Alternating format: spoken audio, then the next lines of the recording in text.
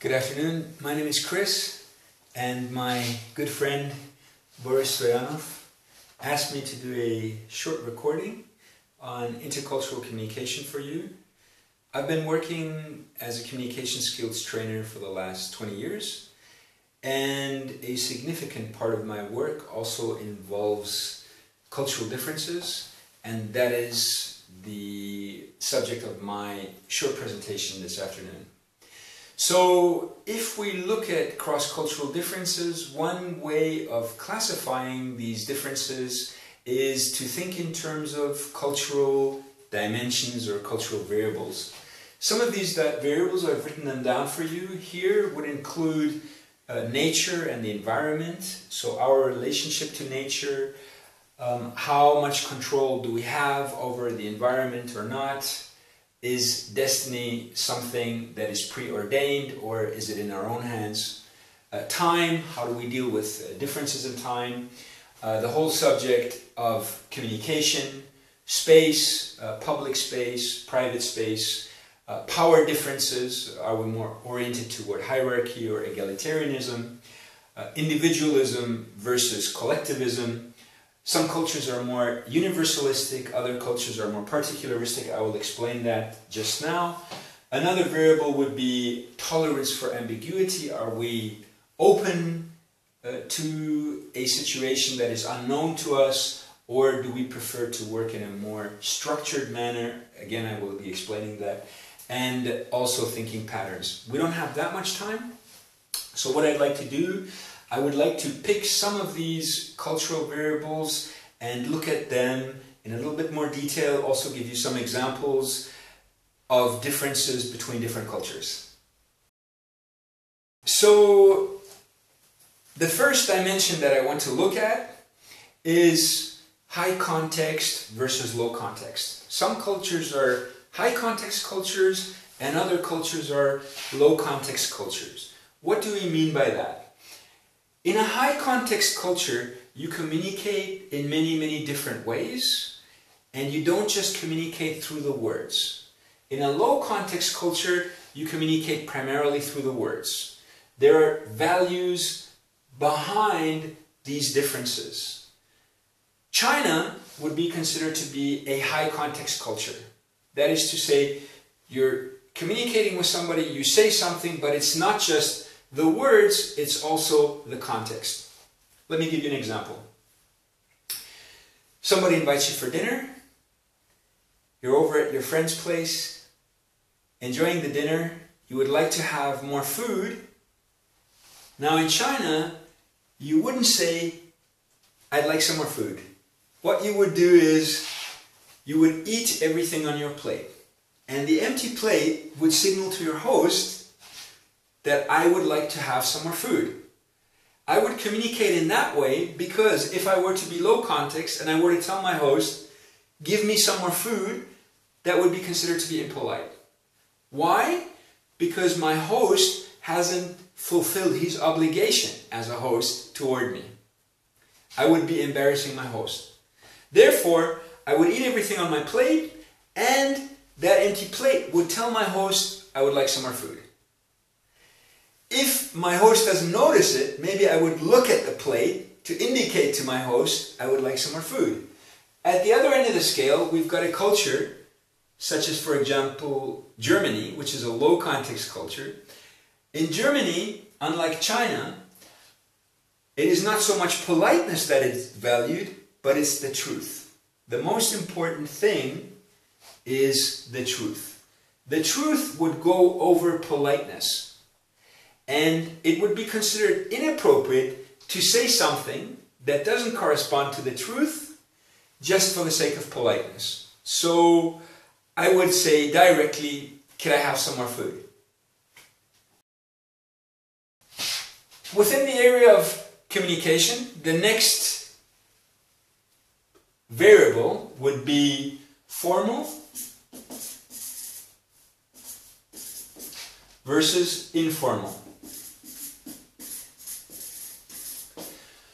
There is some degree of correspondence. High context cultures tend to be a bit more formal. Low context cultures tend to be a bit more informal.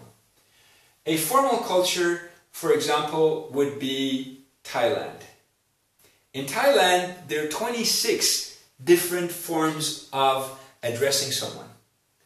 So, how I would address, for example, my mother's brother would be different from my father's brother. It would depend on whether he was younger or older than my mother, younger or older than my father. I would have all these different forms of addressing one of my relatives. In an informal culture, such as, for example, Sweden, I would just say you. Most European languages have the formal you and an informal you. In English, we don't have a formal and an informal you. We did, historically, have, and there was you, which was the more formal you, and there was thou, which was informal.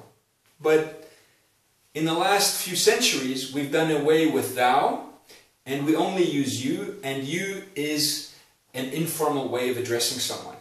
We see something similar in Sweden. In Sweden, there was a formal you, and there's an informal you, but in the last 30-40 years, people have only started using the informal you. It's considered to be old-fashioned, perhaps even stuck up, to use the formal you. Another dimension of difference between cultures is universalistic and particularistic.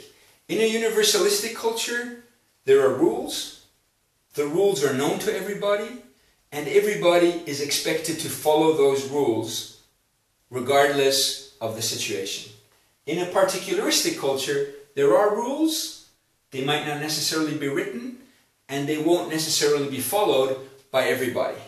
An example of a universalistic culture would, for example, be the United States. One example I always like to give is when Bill Clinton was impeached. Bill Clinton was impeached because there was a commission that was appointed to look at some of these property dealings. He was asked to appear before this commission, and they also took up the subject of one of his interns. He was rumored to have had a relationship with one of the interns. He was asked about this by this commission of inquiry, and he said, "I've never had sexual relations with this woman." Later on, it turned out that this may not have exactly corresponded to the truth, and he was impeached for lying before a Senate commission. Now, in South America, which is a bit more particularistic, some of my South American friends would always say, how is it possible that they would impeach this guy? First of all, it's not their job to ask him about his love life. And secondly, you would never expect a man to tell the truth about his love life anyway. So we've got rules, but they would not always apply, and certainly not in the same situation. The next dimension I wanted to look at is tolerance for ambiguity.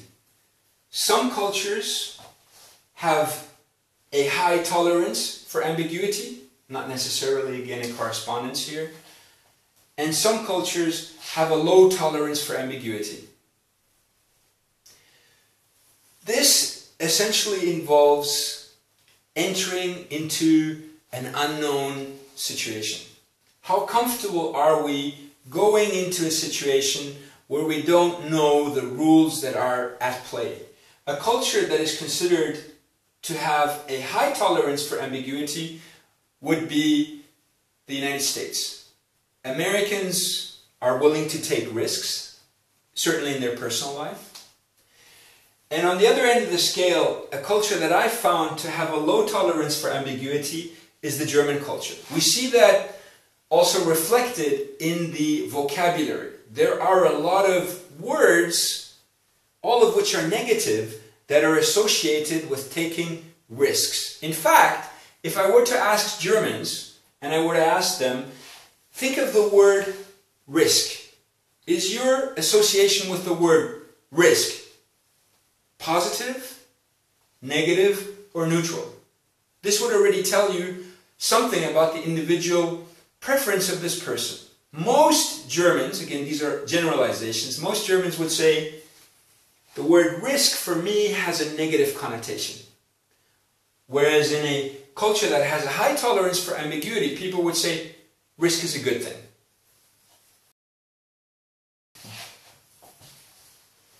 The last dimension that I would like to cover today is power distance. And in terms of power distance, some cultures are hierarchical and other cultures are egalitarian.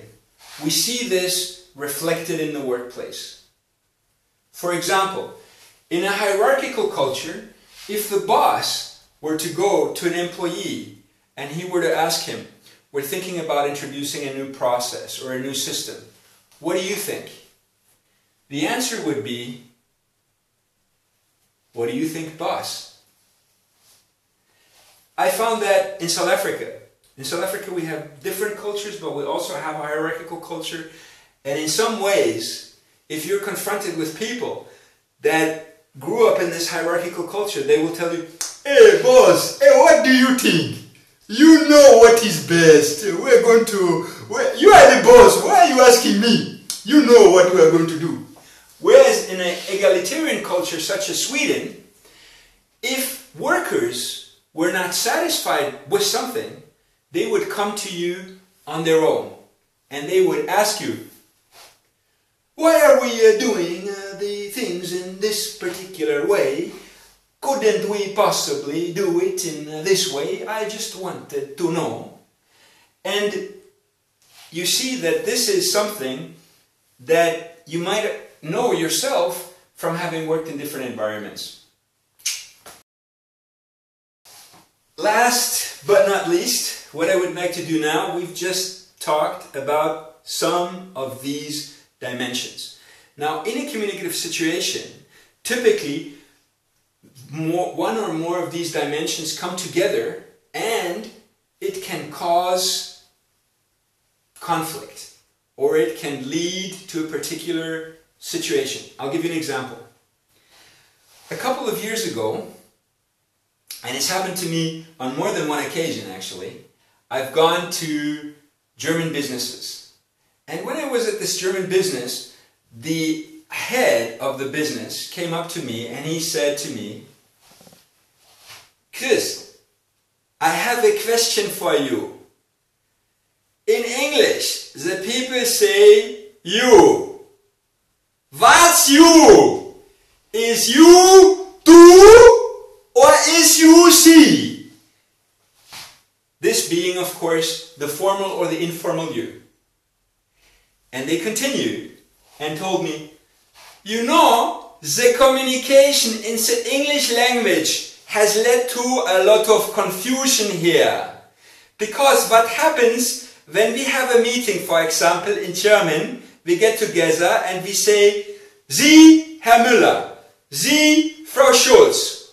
And then we meet with the colleagues from America and we say, you, Jim, you, Angelika, you, Hermann.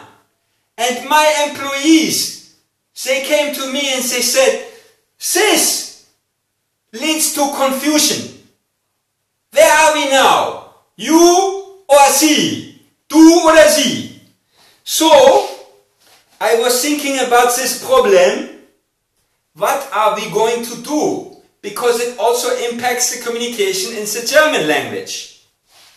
So, what I thought of is, I'm going to write, you know, the Anordnung. I'm going to write something. We put it on the blackboard, an instruction for the employees.